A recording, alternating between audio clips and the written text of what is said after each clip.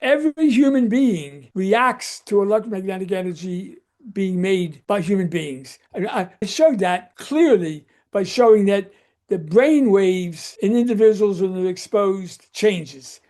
If the brain waves change, that means that the body knew that the energy was there.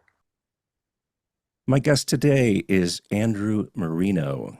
He's a scientist trained in biophysics and law, whose work focuses on how electromagnetic fields interact with living systems and how science responds when those interactions challenge prevailing assumptions.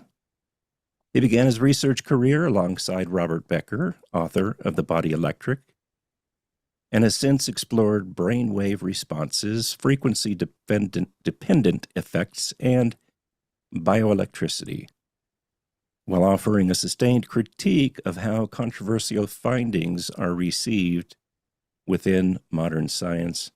Andrew, welcome to the EMF Remedy podcast. Glad to be here. So were you Robert Becker's first non-MD research associate? I was his first PhD non-medical associate. And did he tell you what skills he was hoping that you would bring to the team that he didn't already have? Yes, he told me that he wanted to conduct experiments to test his hypotheses, and that's where my um, role would be. So reading his work and your work, I developed the idea that what he was really looking for was an expansion of physics in the team. Is that true? He came to the table with the attitude that biochemistry was fine insofar as it went, but quite insufficient to explain the things that he sought to understand: healing, growth, regeneration of tissues, the effects of environmental factors. We were all beyond reductionistic experiments, which were the kinds of experiments that biochemists conducted. Now, there was only one alternative to biochemistry, that was physics. So in your work with Dr. Becker, did you come to see the body as having an intrinsic electrical system that plays a regulatory role?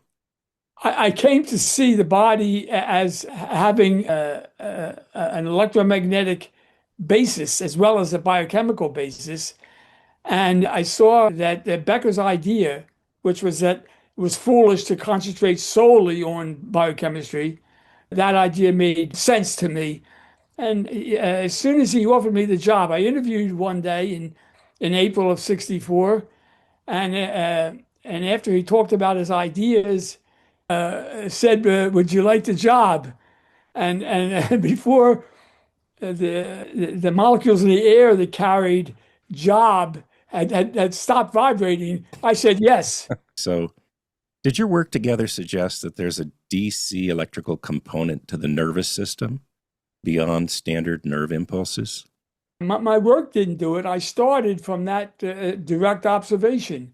Becker had determined that there were electromagnetic signals that could be measured all over the surface of any living organism. His organisms at that point were salamanders and human beings. And he made measurements and found these signals. He called them DC. Technically, they were not battery type DC.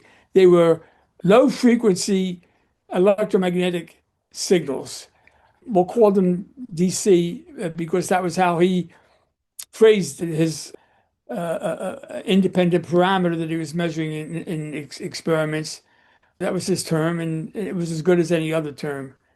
And the question that I was asked to address was what was the origin of these signals, and what was the meaning of those signals?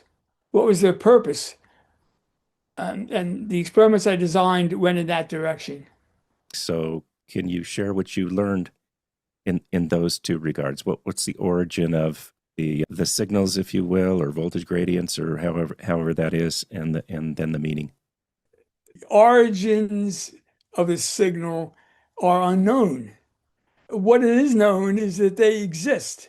There's a lot of theories we could talk about and speculate about ideas of the particular origin. But other than to say they are somehow connected with the nervous system, the specific origin is unknown. And it's unknown because it's basically unstudied. And like everything else that's basically unstudied in this field, is because there's no funding for it. And the reason Right. that there's no funding for it is because it's not a biochemical phenomenon.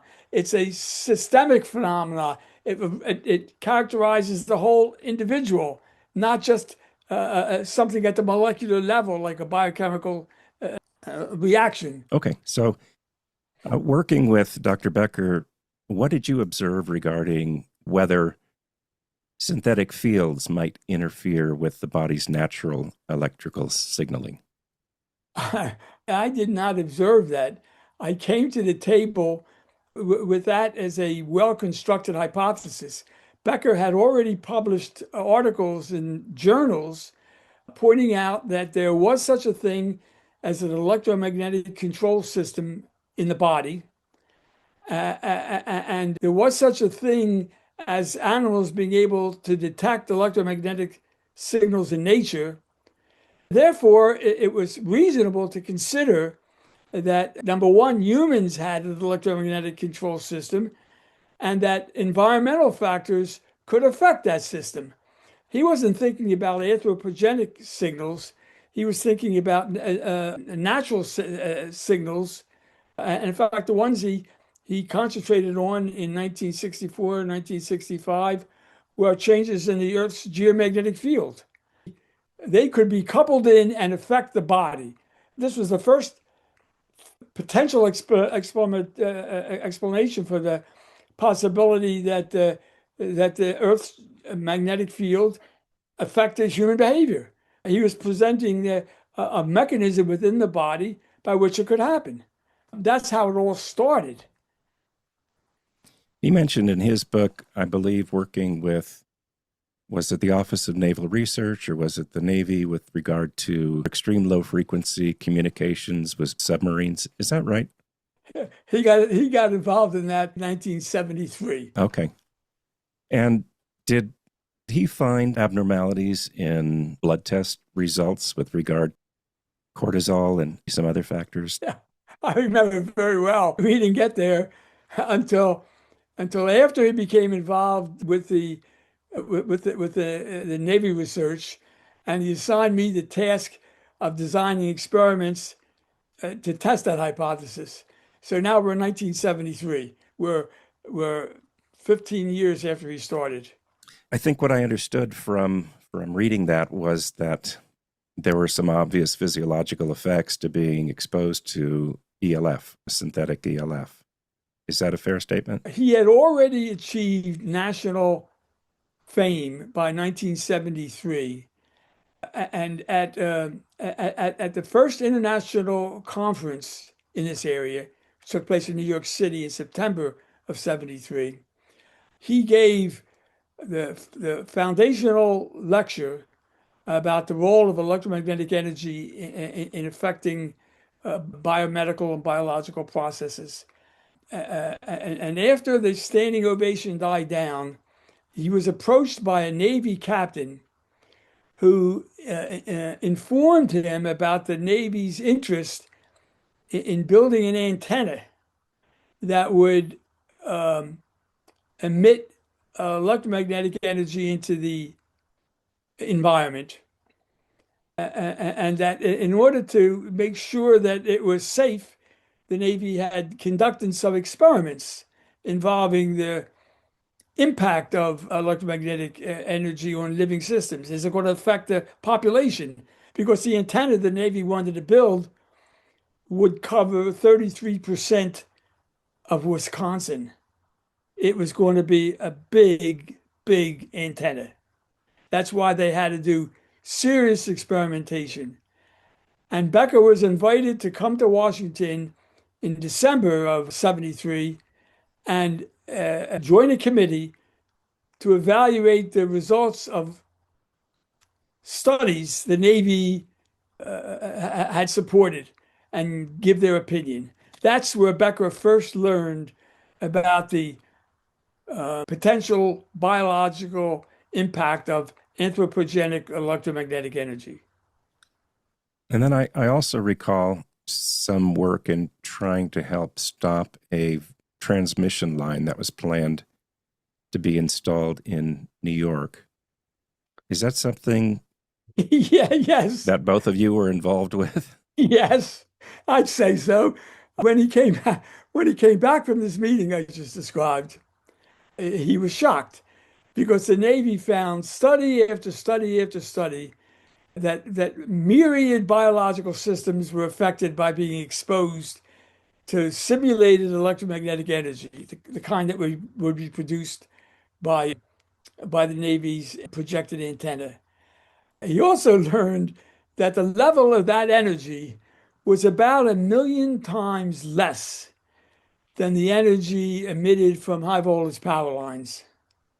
1 week back in Syracuse, he opens his newspaper one morning and sees that the state of New York is holding hearings about the proposal to build a three quarters of a million volt high power line, which is going to produce levels that are probably more than 1 million times greater than known by Navy studies to be able to affect biological systems.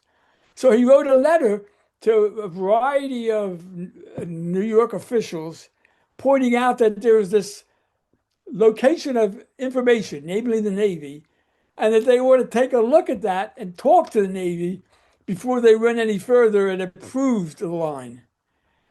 The response of the state was to send a lawyer who represented the people in hearings to determine the safety of power lines.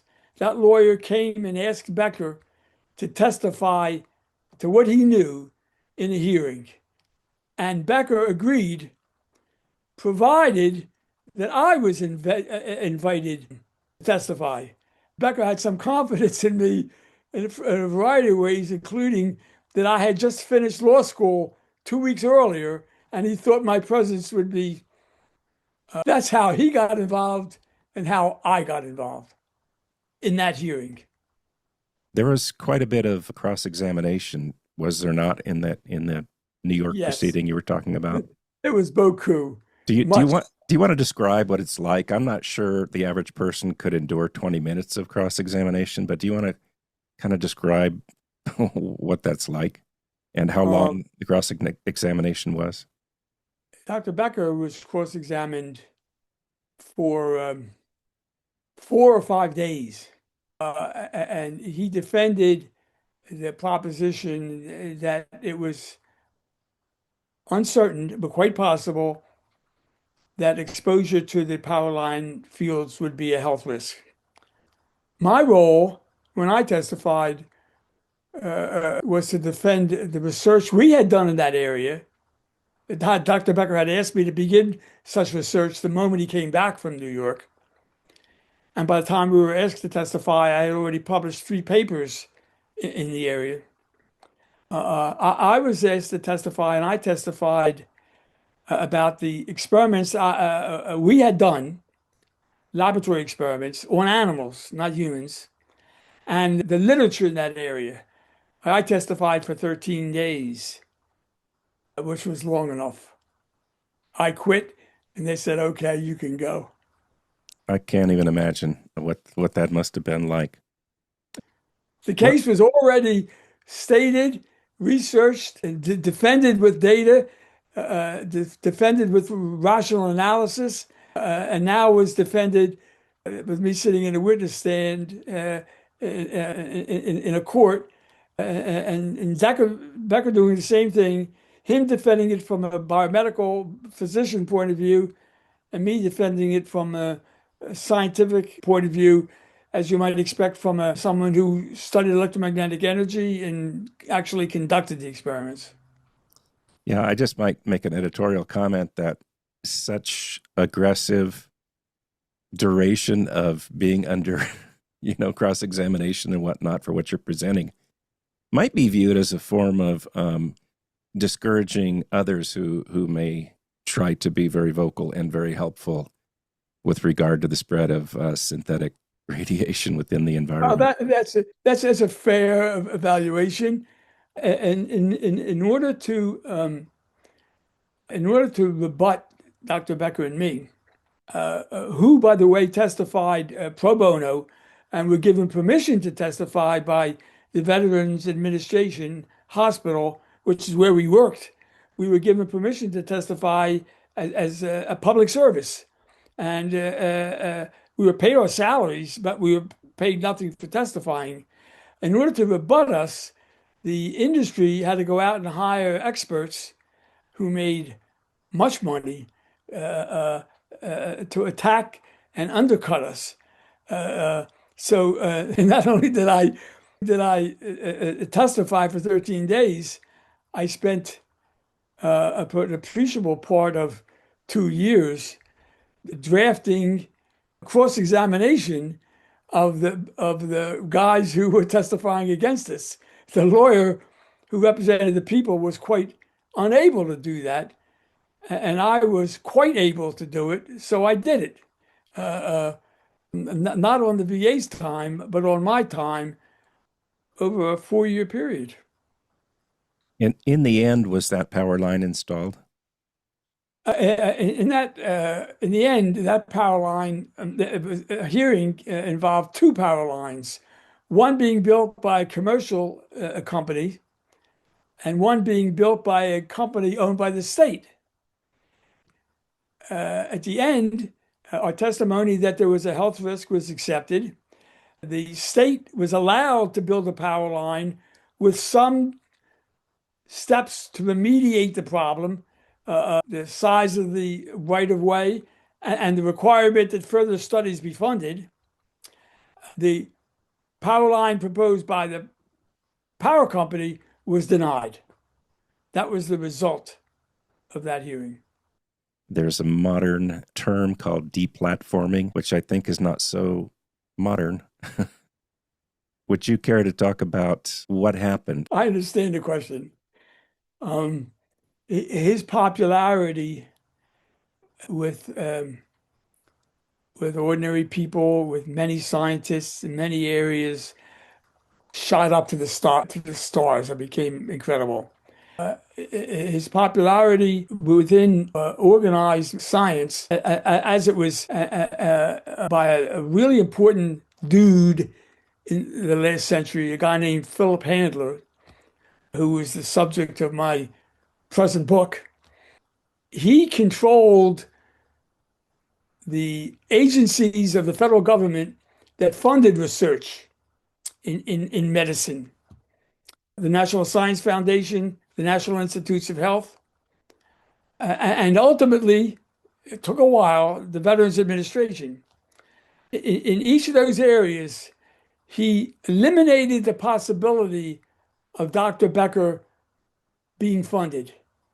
And he essentially drove Dr. Becker into retirement in 1980. He succeeded in terminating all of Dr. Becker's grants. They came from the Veteran Administration and from the National Institutes of Health.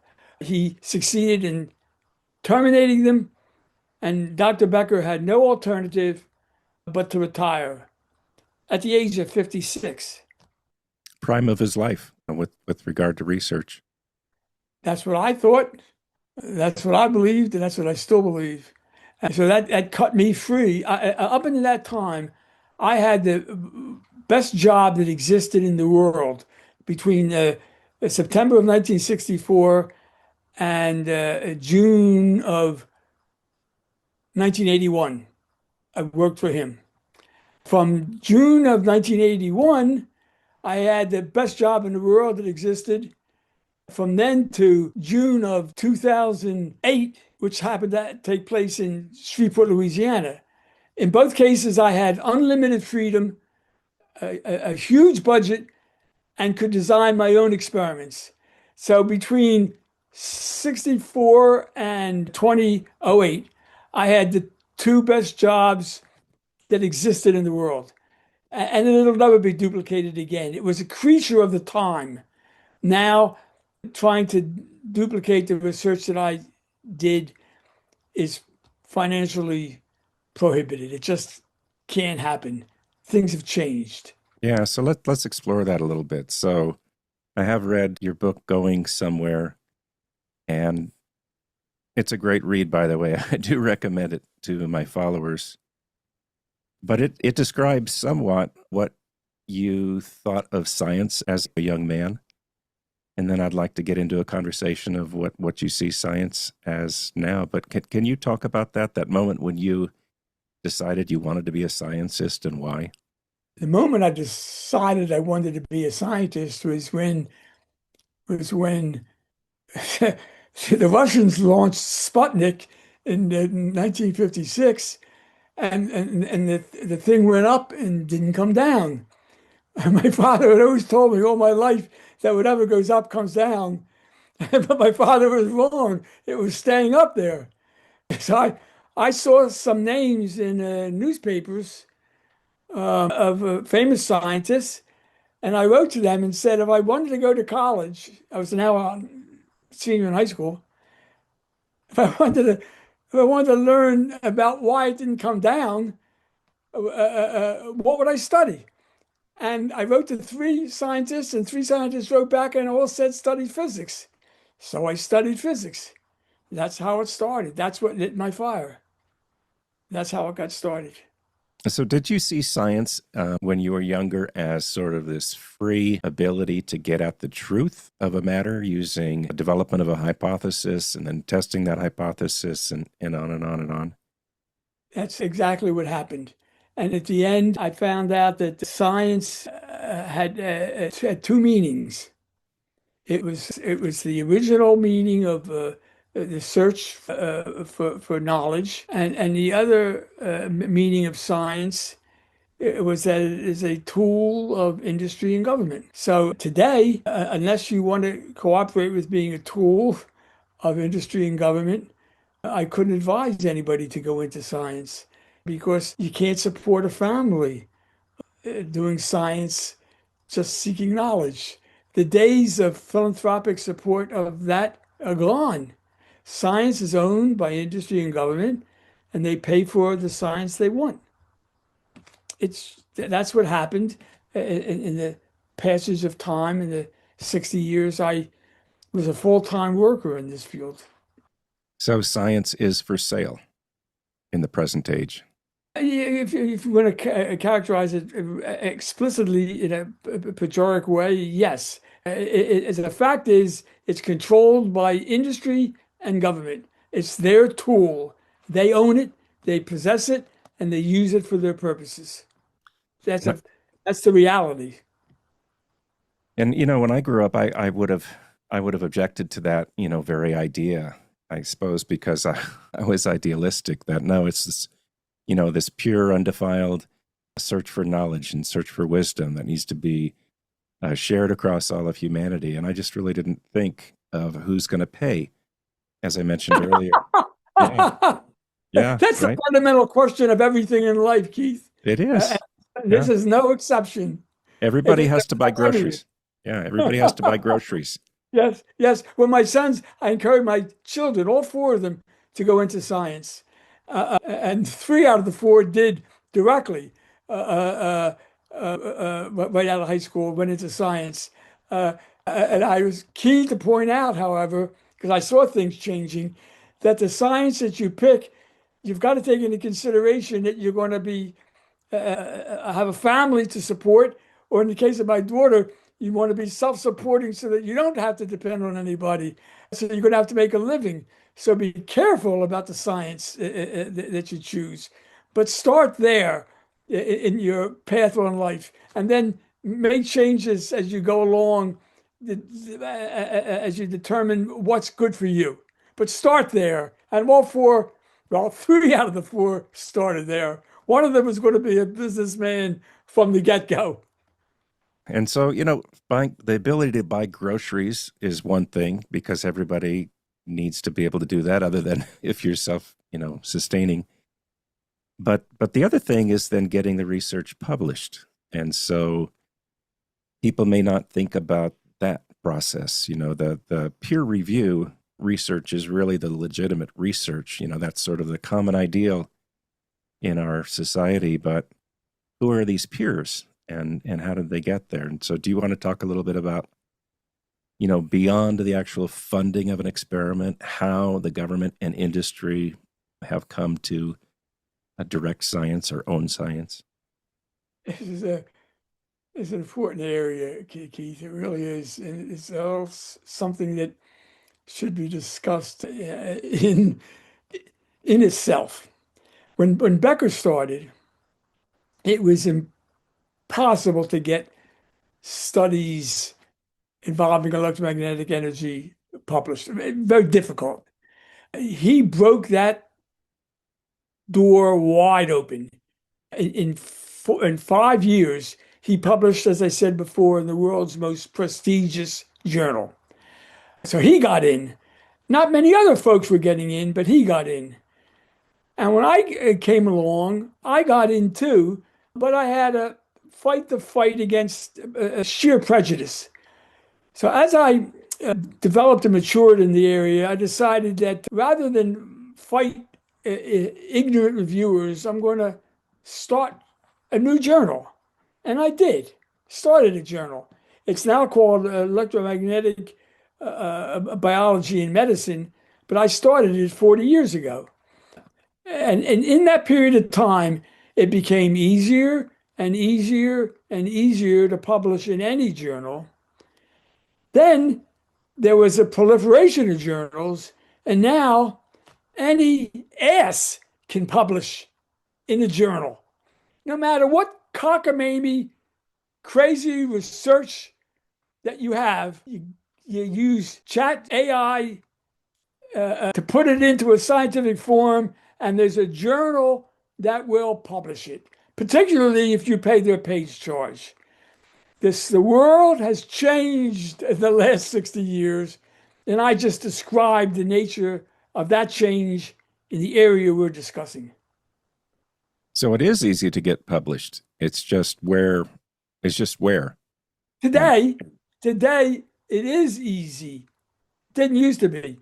And where doesn't matter because it's going to be indexed in Index Medicus and it can be found. And so anybody who's interested can find it. There is the concept of a, quote, prestigious journal, by and large, is going out the window. You don't need it to, the reason I needed it was to get promoted to full professor. Well, now you can get promoted to full professor without being published in these, quote, prestige journals. It just has to be published. It can't be in a really rock crazy journal, but there's a whole plethora of journals that are sufficient to get you up to full professor today. Again, the world has changed. So if you can figure out a way to fund your own research or find one of the remaining two or three philanthropists, and I'm joking in that, but the little funding available from philanthropy and get it out there, then conduct your research, then you would be able to publish, just a question of where it might be published. Yes. So that's a great thing. But then you look at the huge amount of funding that's available from industry and from government, and whatever individuals who have a heart towards exploring pure science can uncover, the industry and government portion can fund 1,000 times or 100 times or whatever the number is more studies that come up with conclusions that might differ from what's being proposed. So is that a portion of this mechanism and how it works, is to bury the signal to noise, as it were, with regard to helpful findings in the area of synthetic field Bingo, physiology. Yeah. bingo. You hit exactly the way it is today. It's the syndrome I described a few minutes ago. I got on the witness stand and said X, and they went out and hired 5 or 6 people to say non-X, Right. and they just fabricate stuff. We can conduct cross-examination and undercut them, which I did routinely. But nevertheless, there's a record there that a judge could believe the bad guys and not believe the good guys and give the good guys a victory. That's what happened to me. I actually documented it. I sent a Freedom of Information request to the Department of Energy, which was at that time funding rigged research by Battelle Pacific Northwest, not too far from where you are, as I understand, where you live. Anyway, they rigged research with government money. And I sent a Freedom of Information request to the government asking for the letters that went back and forth where this scheme was carried out. And of course, they turned me down. And I wrote to Vice President Mondale and asked for his help. And he ordered that those letters be sent. And I still have those letters. So Mm. I have documentation of them bouncing back and forth, designing experiments to refute the experiments that I did. I did experiments showing that simulated power line electromagnetic fields caused adverse effects in mice and rats. They duplicated my experiments and couldn't repeat my results. They were trying to, and they were making all kinds of changes because they kept as I saw in the reports, they kept supporting my results. They kept making changes until they got data that didn't support my results, and that's what they published. And I could see all that going on, and that was just a small slice of the dynamic that took place nationally, and it's even a smaller slice of what's going on today. Money controls research, and research can be made to produce any result that you want. To rebut someone else's research that produced X, you can produce non-X. Simple. And the layman is trapped. He got to sort out what the truth is, and sorting out what the truth is almost impossible. That's the way the system works. And if you go into life and don't know anything about science and you can't make judgments yourself about who's bullshitting you, you got serious problems living in the 21st century. I like to figure out how the trick was done. So, one of the linchpins to this whole, what I would call the reckless spread of synthetic field exposures within society, I wonder how did this happen?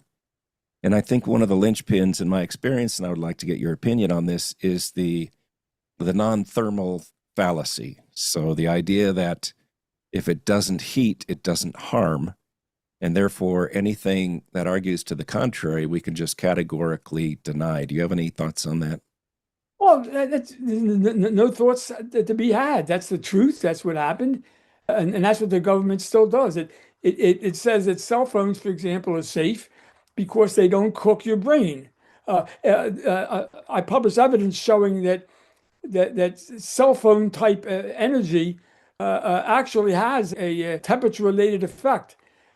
It can change the temperature around neurons in the brain by about a hundredth of a degree. And that's sufficient for the brain to trigger an afferent electrical signal, a signal from the nerve where that occurred back to the brain saying that the energy is there. And now the body knows the energy is there. The body then goes into some sort of process to deal with that information. It either decides to ignore it or it makes changes A, B, and C. The point is, a thermal effect is part of the mechanism for detecting a certain frequency band of electromagnetic energy. The word thermal you used is in the sense of cooking. And that's the way it's used in safety levels today. It doesn't cook issue. They call that a thermal effect, but not all thermal effects cook. The one I described doesn't cook. The one that they're basing safety levels on is the cooking level, which is 10 milliwatts per square centimeter. It's pathetic, but once it gets established, once you build a whole society around it, once that becomes a key tool in the life of every human being, it's not going to change. And the best you can hope for is that people understand that along with that tool, that cell phone, comes risk. Just tell them that and let them make up their own mind. Don't hide that from them. That's where I part company with the present system. It hides information from the public. So, getting into some of the research that you've conducted, you sort of alluded to this, but have you found that the human nervous system can detect and respond to weak electromagnetic signals? I've done many experiments, every one of them published and available on my website. You can just download the article and read it. Speaking generally, electromagnetic energy comes in three biological flavors. The lowest flavor, very, very, very small signals, and that energy mediates control and regulation in the body. There are articles published about that. At a slightly higher level, there's anthropogenic electromagnetic signals, the kinds that come from man-made devices like cell phones, electric blankets, high voltage power lines, is detected a different way, and it has consequences. And then at the highest level, at the level of X-rays, very high frequency, you have genetic effects. The energy comes in and directly interacts with DNA in the body. So you got three flavors by which electromagnetic energy, X-rays or electromagnetic energy, you got three flavors of electromagnetic energy that affect the body. So, with regard to linearity of response, do you believe that the research supports that a greater intensity of exposure produces a greater physiologic effect, or are there discontinuities? Are there window effects? A linear biological effect is an effect in which if you give a subject a dose of X and you get a response of Y, you now give it 2X, you get 2Y. That's the way I think you're using it. That's the way it's commonly used. The way it's important to understand is that the body is nonlinear, not in that trivial way. That's simplistic. The body is nonlinear in the sense that the laws that govern its behavior are such that when a very small stimulus is applied, a very, very large effect can come. That's the laws. And that if you apply the same stimulus again, another effect can come that is not the same as the first effect. In other words, the body is sensitive to very, very, very small signals, and the precise response of the body is not the same. That's what nonlinear means in the world of science. Let me ask a practical question. Is it possible that the cell phone that you're using might be, under whatever circumstances, more harmful to somebody in the next room than to yourself or a distance away? It's yes and no. There are some people who react to electromagnetic signals in the environment. Consciously, they know it. They can identify and associate a somatic reaction, a reaction of the body to electromagnetic energy. But the far greater majority of people don't know that their body is reacting.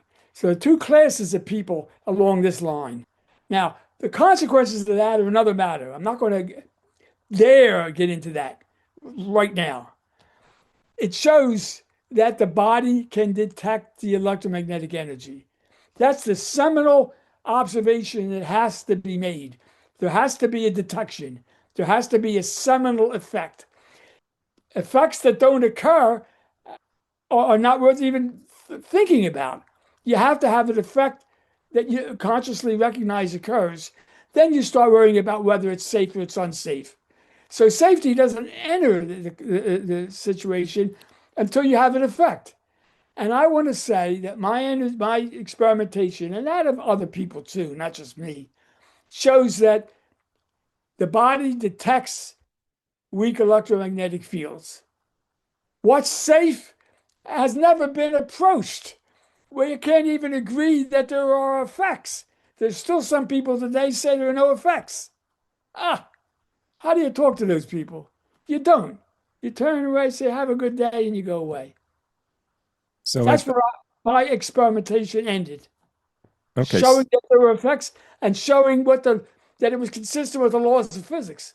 I was originally met with the claim that the laws of physics deny the possibility that such weak signals could have an effect. I showed that categorically they were wrong. I showed how it was consistent with the laws of effects, the laws of physics. So now, where are we? It's consistent with the laws of physics, and they occur in response to natural and anthropogenic electromagnetic energy. Boom! What's safe? No one knows. No one studied it in any serious way. That's where we are. I would like to end, if we could, on one last question, which is for people who are looking at help with synthetic field exposures, what are your thoughts about the promotion of personal protection devices such as harmonizers, pendants, scalar energy devices, neuralizers, blockers, reducers, pendants, stickers, and other devices marketed as solutions to protect against synthetic electromagnetic fields? Well, I'm not going to try to name, I'm not going to try to answer in relationship to a particular named effective protection agent. I'm going to try to respond to the gist of your question. People who are sensitive cannot manifest their sensitivity until they detect the energy. Now, what we have are two groups of people, people who have a low detection threshold and a high detection threshold. Most people have a high detection, subjective detection threshold I'm talking about.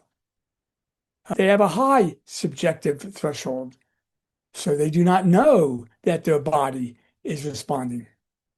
Others have a low threshold. They know when it's responding. They can feel it, but it's still a threshold. It just happens to be lower than normal. Now, any device that lowers still level that's triggering is protective by definition. It takes you below their threshold. So you have to have some confidence that the device you are considering acts that way. Now, if it is said to act in some other way, all I can say is I have never seen any evidence for any modality that acts in some other way. I've seen claims, but not a scintilla of evidence. So you want some form of reduction of threshold, reduce the level that you're being exposed to. To make an extreme example, is you cover yourself with a metallic sphere. Now no energy gets in. So you reduce your threshold to zero. Something that has that effect. Those are the kinds of devices. That's the rational approach for those individuals. That's the only approach they have available, or will have available in their lifetime, given the situation that exists now in society. Because there are a lot of people out there who are promoting things that may not have the effect of reducing the level as being helpful. And so it sounds like we're both in agreement that if people are looking for help in this area, it's from reducing the level, shielding, or getting rid of the source entirely, something along those lines. Those lines, exactly. Well, do you want to let people know how they can best get in touch with your work? Go to my website. Andrew, thank you so much for participating in this interview and sharing your wisdom with us.